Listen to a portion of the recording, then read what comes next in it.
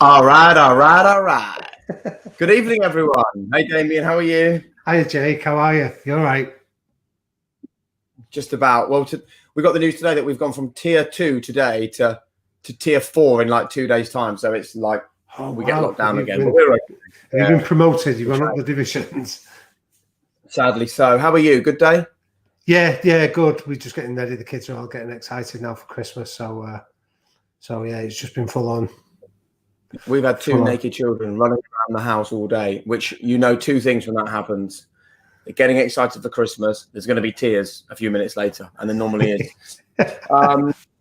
So here we go then. Our first high performance Q&A session. Hello to everyone. The hundreds of you already joining us on YouTube and Twitter and other places. Thank you so much for being part of this. I think it's fair to say, Damian, I don't know how you feel, that the podcast in 2020, we only launched it in March, has it's exceeded all expectations, hasn't it? Definitely. I think we both went into it with quite pure intent of just trying to put out information that people could help them understand that there's no secret to high performance and how they can apply it to their own lives. And it's just been incredibly humbling that the amount of people that have been in touch to talk about how much it's helped them in both their personal and professional lives. It's all about momentum, these things. And it took us about 7 months to get to 1 million downloads of our podcast. It took us a further 2 months to get to 2 million. And that momentum is what's blown us away. And I was thinking tonight, what is it that is special about the High Performance Podcast? We're now episode 29. Let's say on average, the people that join us have taken 20 years to learn the things that they're sharing with us on that podcast.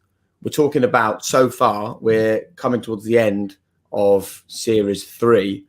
We're talking about 580 years of learning. And that is the thing for me, Damian. I know when you put it like that, it's ridiculous.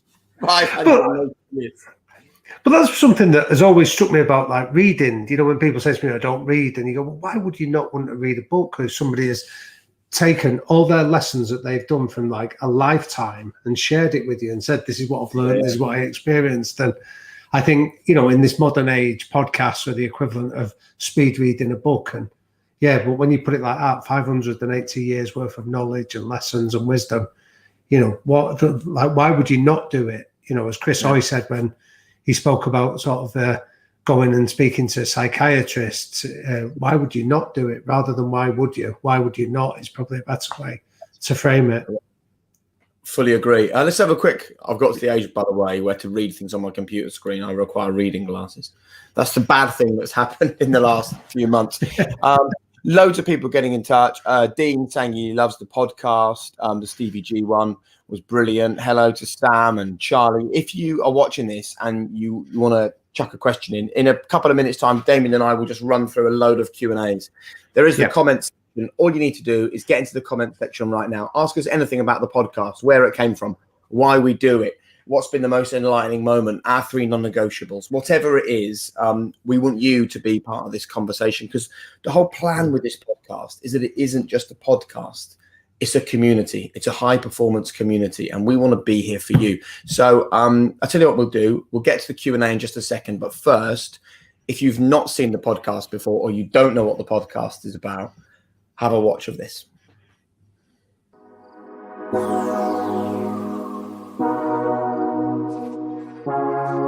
For me, high performance is about absolute engagement. Just there's kind of, I looked at it more now instead of at the time of playing rugby. It was more about what does a good game look like? What does a good number 10 look like? What does a good career look like? I look at it now as being like, what would be a great life lived? And no answer satisfied me until I sort of started to come to something which started to vaguely feel right, which was all of me in every moment. And that's performance. You're either fully attentive and engaged, or you're not. As a Man United player, you also need that X factor. You need that skill, but you're always deep down. You've got to have that humility about you and be working hard. Because if not, our fans won't have you. We don't want any fancy Dan who stood there just flicking and doing those things. That's not the Man United player. And that's one of the things it reminds me now, that's one of the things I say to my players as well when we sign them, that you've got to work hard here, because our fans, they love a hard-working player. I've lost years worrying and not being present in the room, and my head has took me down so many wormholes in my life that I've lost so much time from doing it. And that's one thing I in the future I'd never want to continue to do. And the key thing about this teamship rule, Jake, you can only become a teamship rule if you get 100% agreement. So it's not a case of 99% or 9 out of 10. If you get 100% agreement from the people in the room, they then present it to you, the leader. You can still go yes or no. If I don't like what they come back with, I'm not giving away any authority here. I actually don't believe in democracy too much. I'm in charge of this team. But what I do want is their thoughts on this. I want them to all agree it. So that he came back to me, said Lombardi time 10 minutes early. And I then read it, said that's it. And then we think of a name. We called it Lombardi time, after Vince Lombardi, a famous American football coach. You meet and you'll meet these players. Just meet any England rugby players, go Lombardi time, and they'll go 10 minutes early. I've just turned 43, started Not on the High Street when I was 28.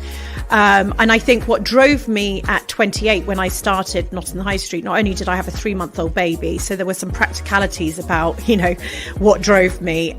We were building a marketplace, which no one had even heard of the word marketplace. The only other marketplaces out there were Amazon and eBay.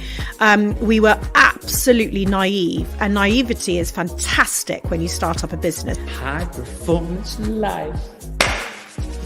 One rule for high performance. Well, look, the easiest one is this: just keep living, all right? The alternative sucks. And I will say, on golden rules, though, it's another one my mother's big on, the golden rule. Do unto others you would have them do unto you. Found a loophole in that, too. I said, Mom, not everybody wants to do what you want to do.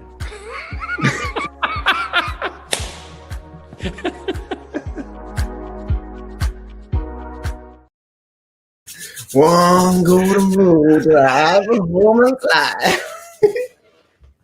It's honestly my favourite moment that in 2020, having him sort of rubbing his hands for us.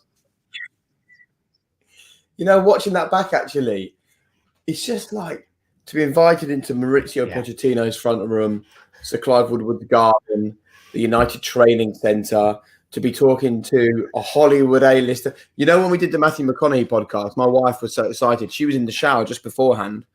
As soon as we started the record, she was crouching on the floor in my study, in her dressing gown, like listening to the podcast down there. And I was thinking, that's how to do it. I don't think that was part of the dream, was it? I'm so tempted just to pick up the screen and say, Matthew, there's Harriet down there. But do you know what it's about? And people ask us often, what's the common traits that you feel with the people that you get on the podcast?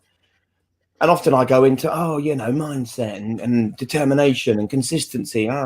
When you watch that back, right, the generosity is what strikes me. Yeah. That these people are so keen and happy to put it all out there and share it all. Well, I think it comes back to, when you told me that story, when you first started in Formula One and you were around the grids and you're seeing the drivers and these the owners, and you were saying to them, what's the secret? And they're saying, well, there is no secret. And they're happy to tell you what they've learned. It's not that people are hiding it away. And that's what has constantly struck me about our guests, that they're not shielding us from information. They're sharing it generously, which tells you that there's something really quite powerful about that. And I think it's time for us to share, because we need to share some questions. There's loads of questions coming in, Damian. Just a quick reminder, if you want to see all of those interviews that you saw there, all those lovely clips and bits and pieces, you can find them on our YouTube channel. All you have to do is just go to YouTube, type in High Performance Podcast, and it's all there. Here's a question from someone watching us on YouTube. Hello to the hundreds of people there, and so many questions coming in. I mean, it's so brilliant to see this. People are, genuinely interested and engaged in this. Himalayan Salt. I don't know whether it's a company or an individual. I'm someone who views criticism as useful feedback. However, many well-intentioned folk are reluctant to provide helpful criticism. for fear of creating conflict. How can I invite people to criticize me or provide me with more critical feedback? I imagine actually, Damian, for a lot of the work that you've done with high-performing teams, that's probably a recurring thing. Yeah, I think there's two really simple bits of advice I'd give Himalayan Salt in regards to that. First one is start by getting people to just give you something positive. So ask them to, so don't assume that the feedback has to be something critical or negative. Warm them up to the task by saying to them, what do you value about me? What do you think makes me unique? What do I add to this that you feel makes it special? So I often do that when I do this with teams that are not used to giving feedback, and you'd be surprised how people really warm to the task of doing it. The second one is when you then start to get something tangible, ask them to feedback on behaviors, not personality. So when you say to people, challenge my behaviors, you don't have to challenge me as a person, but challenge. So if it might be, describe me as, I don't like you being late consistently, rather than saying you're lazy or you don't care about me, because they're personality traits rather than behavioral traits. It's far easier to change behaviors. So to summarize, start with positive feedback first of all, and then make it clear that you're asking for feedback on behaviors, not personality. And I would say, in my experience, working with sports professionals has been a real eye-opener for me.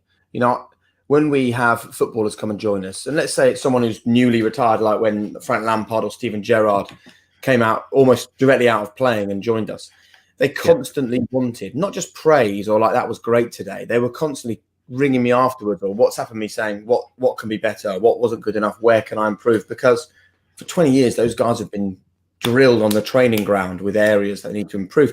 And I think the key from my perspective is that you need, in whatever your business, whatever your world, you need to create a culture where it's okay to be critical and to look for the very best. It doesn't mean that it's a negative, snipey, nasty culture.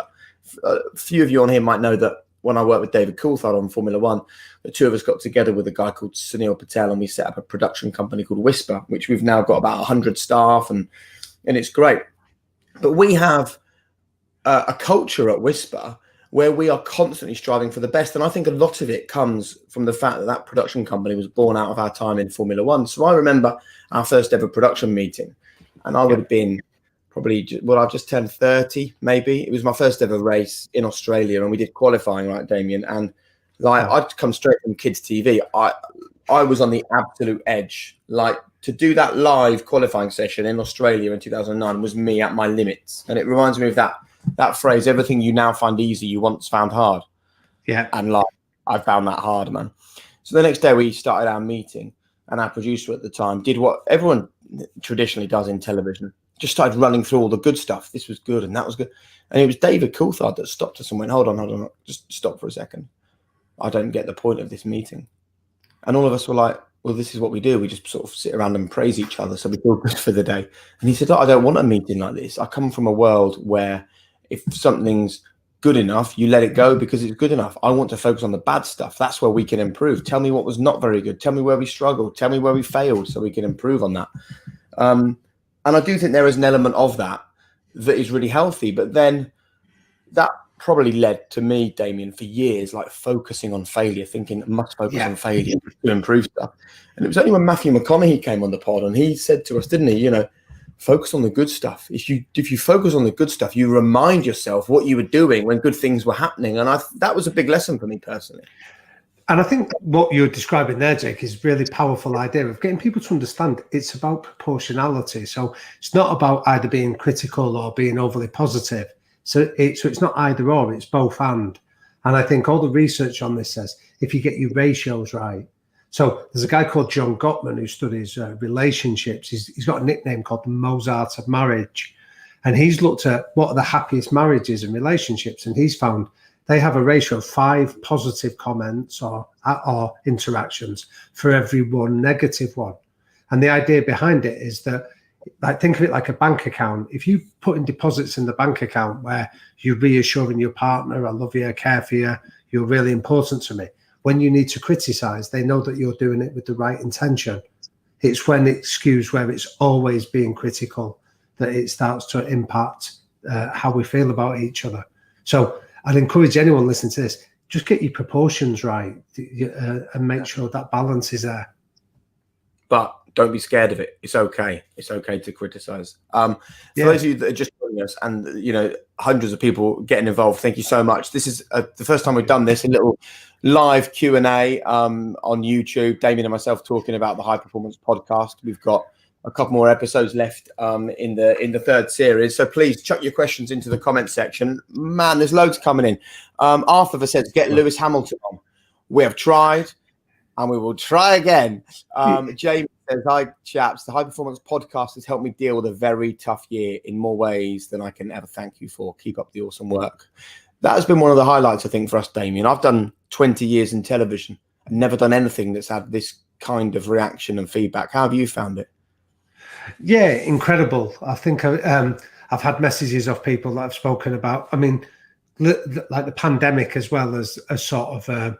brought into focus if there's been cracks in people's working or personal or professional lives. The pandemic has magnified it, and I think I've had a number of people write and say how they've used it on a Monday morning just to get them out of the door, get them doing a little bit of exercise, give them a sense of perspective. So that's been incredible. Like I say, I always go back to our idea of like our mission. What was our purpose? Our purpose was to share information that can help people deliver their own version of high performance. And when I hear that, I know, same as you, it sort of gives me a real warm glow. We've said from the beginning, this podcast is about the outcome, not the income. Prime Pants, get Anthony Joshua on. Funny you should say that. What about this interesting one here, actually? About failure. There's a lot of people asking about failure. Casual Sports says, what are your best tips to get over the anxiety of failing during those high pressure situations? And a similar one here as well that came in from Roland Duna on Insta. How do you put yourself in an uncomfortable situation in order to improve? And obviously an uncomfortable situation is one where you might fail. Failure has come up so often in our conversations on this podcast, Damian. It has, hasn't it? I think it's been such, and hopefully we're reframing it for people that seeing it as part of the process, so it's a comma rather than a full stop, is a way of thinking about it, that it's part of the journey that you're going to fail, but it's about failing fast, learning from it, and then getting back on the horse and going again. And I'm not really too scared about failure or being uncomfortable. Some of you that listen to the podcast will know my favorite phrase, never sit in the comfy chair, which was told to me by a boss when I was in Rapture Television, a tiny TV station in about 1999. And I decided to take a job, go and live on a friend's floor in London and give being a TV presenter a go. And he just said to me, look, never sit in the comfy chair, go and give it a go. And I guess I did that as well when I left the Formula One to go and work for BT. And I remember walking into a room with like 5 people around a table, Damian. That was the entire BT Sport setup. And I just left the biggest, most famous television production thing in the world. So not sitting in the comfy chair is something that I'm kind of comfy with. And failing is as well. And we talk often on the pod that the most successful people in the world fail. They fail often, but they fail forwards. And similar to what Damian said there, I think you have to say to yourself, anyone that's, casual sports or anyone that's thinking about failure, is don't see failure as the opposite to success. See failure as part of the journey of getting there. Like Damian says, it is part of the journey, and you have to almost expect to fail. We talk often on the pod about being in the gym, and you carry on lifting weights until you fail. So next time you can lift a heavier weight. That's what failing is about, right? Yeah, think about it like right from birth, like when we sort of arrive here and we're learning to walk. Think about it when you have the kids. You don't shout at them or mock them or take the mickey out of them when they stumble and they fall. You encourage them, you nurture them. They take one step and you applaud them. You make them feel special for doing it. And I think we need to get into that kind of that naivety around it and acknowledge that if we've done it with the right intent and it hasn't come off, work out. Start with that idea of, well, look what we did well and build on the foundations. We took one step. So next time, how do we take 2? And we create that momentum cycle rather than get dragged into what's called the pessimism cycle, that when we fail, and we sort of bemoan it and we say, it's always me, it's always the same, I'll never do it. We put ourselves in that pessimism cycle. It's like in sport, a lot of the guys that we've interviewed in sport talk about sledging and being on the receiving end of people abusing them or criticising them, whether that's a competitor or whether it's on social media. And you have to get out of that cycle and focus on what you can do rather than what you can't. Yeah. And please, but just know that everyone fails all the time. You know, every single weekend when I come off air and I get in the car and come home, I'm thinking of the things that were failures and bad stuff. But then I'm kind of happy because I think, well, I'm going to learn from them. They won't happen again. Then they usually do. Charlie says, can you get Jurgen Klopp on? Oh, I'd love to. Wouldn't we love to get Jurgen on the pod, right?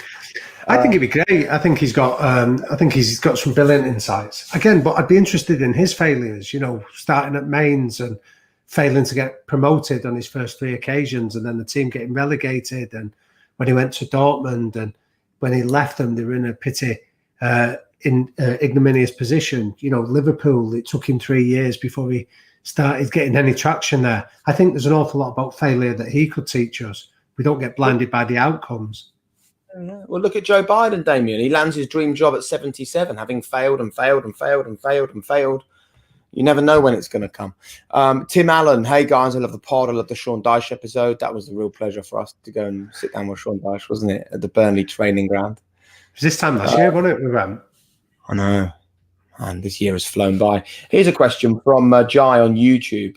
Hello, Jai. Hello, everyone watching on YouTube. I'm constantly trying to be the best version of myself, but I never seem to be satisfied with what I've accomplished. From my experience, a lack of satisfaction from outcomes has helped and obstructed my motivation at times. What have you guys learned or noticed about high-performing individuals being satisfied? Have you come across what you might consider an ideal balance of satisfaction and dissatisfaction? Let's go back to Matthew McConaughey again, Damian. There is no yet. There is no destination. Yep.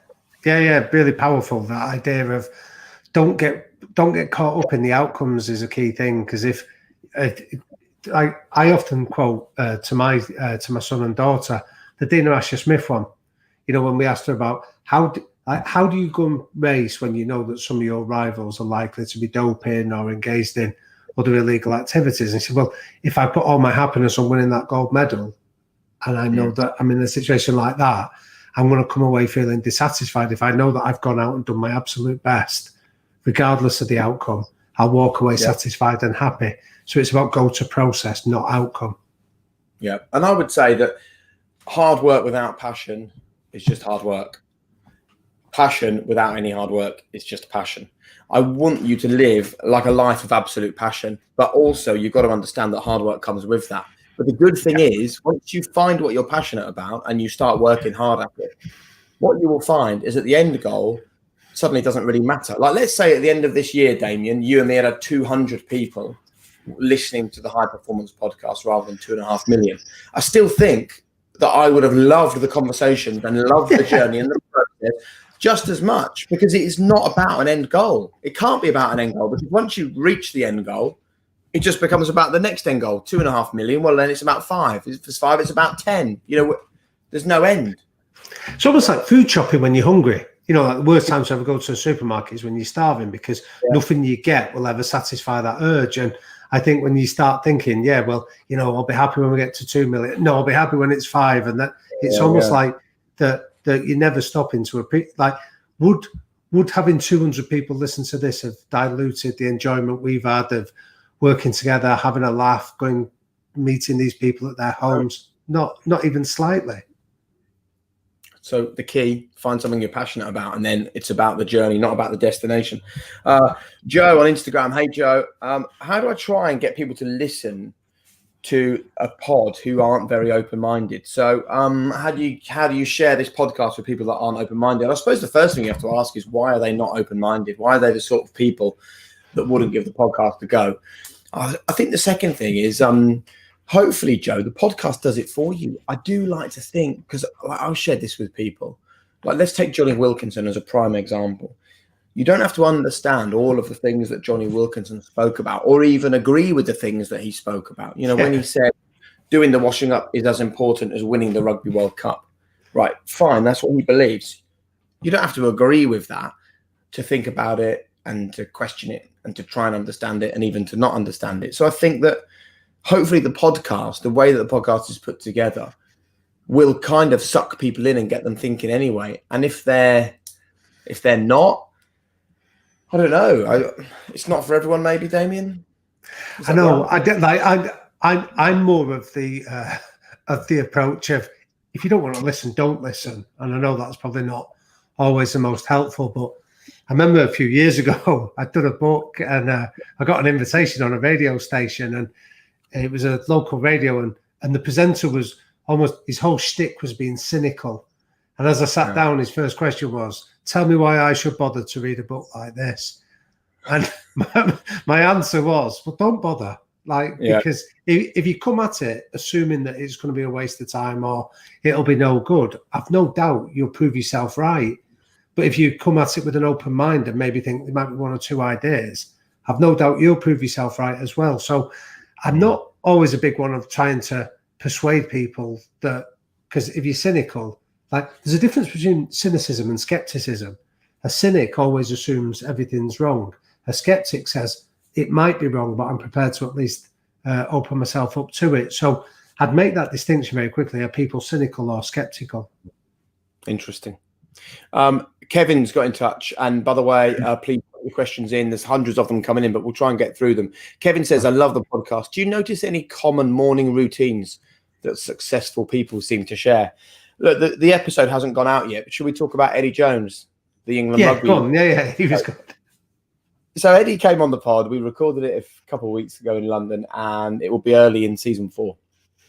And Eddie started to talk about losing his job at Australia, having a stroke, and then he's like, since then, I've really calmed down, I've mellowed, I'm much easier on myself, otherwise I wouldn't see old bones. And then we got into his morning routine. What was it, Damian? Up at 5. An hour of exercise, high intensity exercise, and then an hour of work, and then breakfast, and then the players will come in. And he said that by that point, having been up since 5 and serious exercise, loads of work, at that point his day is done, and then everything else is a bonus. I'm not sure about morning routines, but what I would say, if you're listening to this and someone's actually asked a question in here as well for you specifically, Damian, about procrastination, I would say that one of the things we've picked up on is that you can't operate at this level 24/7. But you need periods of real focus and determination, and you'll find that some of the best leaders and some of the best thinkers in the world have done maybe 3 hours a day, maybe 4 hours a day, proper intense work, and the rest of the day it's a little bit easier. And the other thing they always do is find time to read. What would you add to that, Dee? Not a lot, to be honest with you, but I think I'd change that perception of thinking that rest is the opposite of hard work. I'd say it as part of the process of being able to work hard and give your absolute. I think rest is an important composite part of it. And I think this is something that all of our high performers are really strict about in terms of protecting that time where they're switched off, where they're engaged in another activity away from it. I think don't get caught up in this idea. And I think society almost feeds that narrative of relentlessness, that you win one competition and you immediately start moving to the next one. And I think we miss out the fact that these people will still give themselves really prolonged periods, like you say, to read, to recharge, to refresh themselves with their family and the people closest to them. And I think, talking about on a similar topic, the relentlessness, don't think that being relentless is all that it takes. Relentless, failing, struggling, striving is not always the answer. Well, it's probably never the answer unless it makes you happy. All of the high achievers that have joined us on the podcast so far have also loved what they do. And as Eddie Jones will say when he joins us in the next series, it isn't for everyone. Talking of the next series, Chris Hurd on Instagram. Hi, Chris. He said, when is Ben Francis on the pod, one of the founders of Gymshark? I think he might be the richest self-made millionaire in the country for his age. Wow. He will be on the next series in 2021. Talking of people who are yet to come on the pod, shall we reveal next week's high performance guest? God, it's great, yeah. So, last week, or currently, if you want to go and find the podcast episodes, we have Steph Horton, the England women's captain, brilliant on the pod, came on, spoke about the challenges of growing up in a man's world, being a girl, playing football against boys, and now look where she's got to the very top of her tree. On Monday, on the podcast, another England footballer, another person with an incredible journey. And as is always the case on this pod, we're not just talking about the highs, we're talking about the lows as well. Joining us from Monday, England and Aston Villa defender Tyrone Mings. And this is a small snippet of what he had to tell us. It was, an awful time. And I remember going to the manager at Bournemouth, and I think I broke down in the end, just in tears, and was like, I don't even know where these tears are coming from. I mean, I'm doing rehab, I'm here. Yeah, I don't feel great because I got injured, but surely there must be more to it than that. Because. And what was the drinking doing for you? Putting me to sleep. Yeah, it was taking me out of my reality, and my reality was that I'd lost all control, and I'd lost all control of my of where I wanted to go, and that was probably the most unstable in time of my life, because when I'm fit and I can push to get in the team, that's an element of that is in my control. But when I'm out of the team and I don't know if Bournemouth are going to stay up and don't know if I'm going to play in the Premier League again, they're all emotions and thoughts that are swirling through my head. I'm thinking, I can't control it, and I'm injured. I'm not going to be back for another 12 months. I don't know where Bournemouth are going to be. I don't know if I'm ever going to get the chance to play in the Premier League again. What about if I don't get back in the team in the Championship? My career is only going one way. So, yeah, it was awful. It was awful. And but then, like I said, I learned so much throughout them times.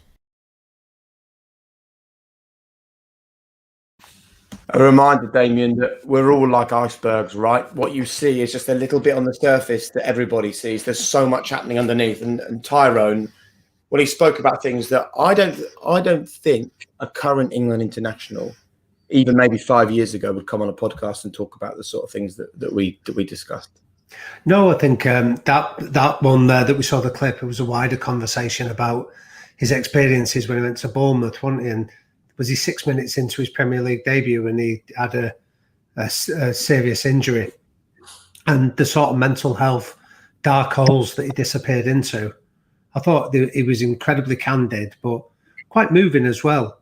You know, I think the thing that I was most looking forward to interviewing him was that this is a guy that had sort of been at Southampton. You know, he'd come from his own difficult background, and then in terms of he'd been in homeless shelters and things like that, but then he'd gone back to non-league while he was studying to be a mortgage advisor, and to end up where he is now, the journey of recovering from setbacks and disappointments was incredible. I think any of us can learn from it. Yeah, and there's a question that's come in to us, and it's from Mr. Grind TV1. Jake and Damian, what is your one golden rule to leading a high-performance life? Mine is a high-performance life. My one is always 100% responsibility. There's no point looking for excuses. There's no point looking for people to blame. It's such a brilliantly powerful mindset. And I think that when we speak to Tyrone and we talk about, you know, the racial abuse he suffered on his England debut, we talk about the injury at Bournemouth, we talk about life growing up in a homeless shelter, we talk about the challenges social media on a modern day footballer. It's the same as the conversation we've had with Khaleesi, the first Black Springbok captain, who'll be on the pod in 2 weeks' time. Growing up, and he was so hungry, his granny would feed him sugar water, wouldn't she, Damian, to get him to school? Or Nimsdai Berger. I mean, Nimsdai literally said on the podcast, don't look for excuses about why you can't do something. It doesn't matter where you are in life. It's up to you to be responsible, up to you to go where you want to go. And I think all of these conversations always come back to our high performers have just taken control. They've just taken control and determined their path. Yeah, I think it's incredible. I think if there was one message, that's it, that every one of our performers has got this idea of it's fault versus responsibility. It's might not be my fault, but it's always my responsibility. And the one that I frequently cite to illustrate that, because it was the most brutal fashion, was Billy Munger. You know, that was where that phrase came from. That imagine waking up 5 days after an accident and you realise both your legs have been amputated, and then wanting to go and view the footage of that accident to understand where he could have got better, where it was his responsibility, and then accepting that it's about him and how he recovered. And 4 months later to be sat behind the wheel of a car, to me, it was mind-boggling. Absolutely. What an amazing young guy, by the way. His positivity was absolutely remarkable. Lots of people wanting to talk about imposter syndrome. I mean, part of the thing with imposter syndrome is your brain playing a trick. It is telling you stories of things that are not real. But having said that, we all have it. I mean, I absolutely have imposter syndrome. You know, I think you have to remember that I'm a guy who can't kick a football, and I have to sit there with professional footballers every single week and have a conversation about something that matters to everyone watching. Like, that is an absolute surefire way to suffer imposter syndrome, by the way. I think imposter syndrome is where you're focusing on one or two consequences. So you're not focusing on what you can do. You're focusing either on the weight of expectation or the consequences and the fear of failure. And I think both of those two things then squeeze your potential and start to convince you that you can't cope. It, like you said, it's your brain's just playing tricks on you and focusing on what could go wrong rather than what could go right and what you can offer. Are you in your bookshelf, Damian? Because loads of people, before we sort of go any further, they're asking about books. They want to see books. What have you got? I've got this one out. I was trying to think of, before we came on tonight, any good books for people to read over if they've got like a holiday season coming up where you've got a bit of time to read. This is just a really brilliant book for anyone that wants to read it. It's Andre Agassi, Open. And it was just such a brutally honest reflection on his career. This is a guy that was seen as a child prodigy, had a father that was incredibly demanding of him in terms of making him practice relentlessly from even when he didn't want to as a child. And he almost achieved success just on his talent and then crashed and burned. And he fell out of the world rankings. And it was when he sort of removed himself from the world of tennis, he realised what he actually loved about it. And the journey of how he came back, and both mentally and physically and professionally, is brilliant. It's well worth an investment of your time. So Andre Agassi's Open, if anyone's looking for a good Christmas book to read, this is a cracker. Lovely. And I have, the reason why I was so long over there, obviously I've got a load of books behind me as well. And then I've got another load over there. I was going to plump for the hardback copy of The Inside Track by Jake Humphrey. That is a cracker, that one. Have I aged much since that was written? I'm going to go with Winning by Jack Welch. Good, great one. Doesn't matter who you are, whether you are a CEO, which is what he was, or a college graduate, or you run a business with one member of staff. It's called Winning for a reason. The man knew how to do it, and I would highly recommend it. You can get it secondhand, actually, pretty cheap on Amazon. Yeah, he passed away this year, didn't he? Yeah, I think this was the year that he passed away. But no, it's a brilliant book. That I love it. I'm not sure you ever need to read another book on management. Yeah, I went to see him actually when that came out. I went down to London to go and hear him do a Q&A about it, and again, he was brilliant. I think one of the things that really stuck with me about when he was explaining it was that he would write down his approach on like the back of a paper napkin, because his point was if you couldn't communicate what you wanted to do to your business on the back of a napkin, it was already too complicated. So he was really brilliant at honing his message to be simple and accessible. Love it. Thank you for CP10 saying they love everything that we do. Really appreciate that. And we will continue to do so. Just thank you so much for all these questions. I mean, there are so many of them coming in. We will do this again. We will do it soon. Do you want to do this again very soon, D? Yeah, I'd love to. Yeah, we'll do it. Maybe we do one in the new year for New Year's resolutions and think about that. That'd be a good one. Thank you so much for interacting with us, for being part of this. Just a quick reminder, you can find the High Performance Podcast on YouTube. Just search for the High Performance Podcast. You can find Damian on Instagram at Liquid Thinker. You can find me at Jake Humphrey. Anything else to add before we say goodbye, Damian? No, other than just to wish everybody a really peaceful, happy Christmas. And I hope that the new year is kind, healthy and successful on whatever terms that anyone wants to do it. It's been a real pleasure to meet so many people. I've loved it. Yeah, we can't tell you how delighted we are with the impact of this podcast in 2020. The whole point of this podcast was to try and improve people's lives through having conversations that we just don't think anyone else is having. And is amazing to see the response from people. I think a podcast like this, more than ever, was needed this year. If, like me, you're living in a part of the country where you've had tier 4 announcements today, and actually, regardless of where you're watching this, whichever country you're in, we're all going through this pretty crap time together. So hang in there. I hope you all have a decent Christmas day. And if you've tuned into this Q&A with Damian and myself, and you don't know what the High Performance Podcast is about, and you haven't yet been one of the millions of people that have downloaded it and had a listen, we will leave you with a little taster of what it's all about. But thanks very much for being part of the pod in 2020. And we will see you for so much more in 2021. And the Tyrone Mings episode is out on Monday. Good night. Night, everyone. Thank you.